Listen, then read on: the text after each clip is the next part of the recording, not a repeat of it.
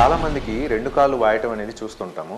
So పాదాల మీద ankles దగ్గర కూడా అంతేకాకుండా ఒకసారి మోకాళ్ళ వరకు కూడా వాయటం అనేది జరుగుతూ ఉంటుంది. సో ఈ కాళ్ళు వాపులు అనేది వస్తే మనం ఎట్టి పరిస్థితుల్లో నెగ్లెక్ట్ చేయకూడదు. ఎందుకు నెగ్లెక్ట్ చేయకూడదు, దానికి గల కారణాలు ఏంటి, దాన్ని ఎలా చూడాలనేది ఇప్పుడు ఈ రీల్లో మనం తెలుసుకుందాం. సో యూజువల్గా రెండు కాళ్ళు వాయటానికి గల కారణాలు ఏంటి అంటే, సో ఎక్కువసేపు పెద్దవాళ్ళు చాలాసేపు కూర్చుంటున్న ఆ వీనస్ ఇన్సఫిషియన్సీ మూలంగా ఒక్కొక్కసారి అంటే పెరిఫరల్ మజిల్ పంప్ సరిగ్గా పంపింగ్ చేయకపోవటం వలన కాళ్ళు అనేది వాస్తుంటాయి. వాళ్ళు కాసేపు లేచి నడిచినప్పుడు బాగానే వాటర్ కంటెంట్ అనేది తగ్గిపోతుంది. అంతేకాకుండా రక్తహీనత, శరీరంలో ప్రోటీన్ లేకపోవటం వలన కూడా కాళ్ళు వాపులు అనేది వస్తాయి.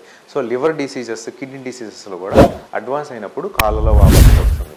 సో యూనిలేటరల్ లెగ్ ఎడిమా అంటే ఒక కాలుకి మాత్రమే వాపుని ఒక కాలుకి లేకపోతే రకరకాల కారణాలు ఉంటాయి. వాటిలో కొన్ని కారణాలు, కామనెస్ట్ కారణాలు ఇప్పుడు వివరిస్తా.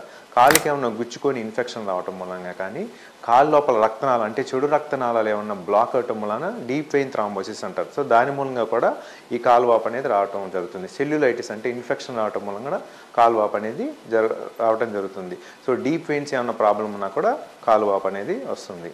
సో పొట్ట లోపల ఏమన్నా ట్యూమర్స్ పెరుగుతున్నా కూడా కాలు వాపు అనేది వచ్చే అవకాశం ఉంటుంది. అంతేకాకుండా లోకల్ ట్యూమర్స్ అంటే కాళ్ళలో బోన్ నుంచి వచ్చిన ఏమన్నా ట్యూమర్స్ మూలంగా కూడా కాలు వాపు అనేది రావడం జరుగుతుంది. ఫైలేరియాసిస్, సో ఒక కాలు వాయటం మన భారతదేశంలో ఎక్కువ మందికి ఫైలేరియాసిస్ మూలంగా యూనిలేటరల్ ఎడిమాకి కామనెస్ట్ కాదు ఇది.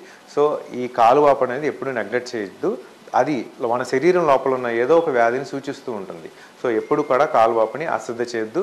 యూజువల్గా కాలువాపులు వస్తుంటే అందరూ కూడా ఈ మెడికల్ షాప్స్కి వెళ్ళి డైయూరిటిక్ టాబ్లెట్స్ తెచ్చి వేసుకుంటూ ఉంటారు. అలా అసలు వేసుకోవద్దండి. డాక్టర్ని ఖచ్చితంగా కన్సల్ట్ అవ్వాలి.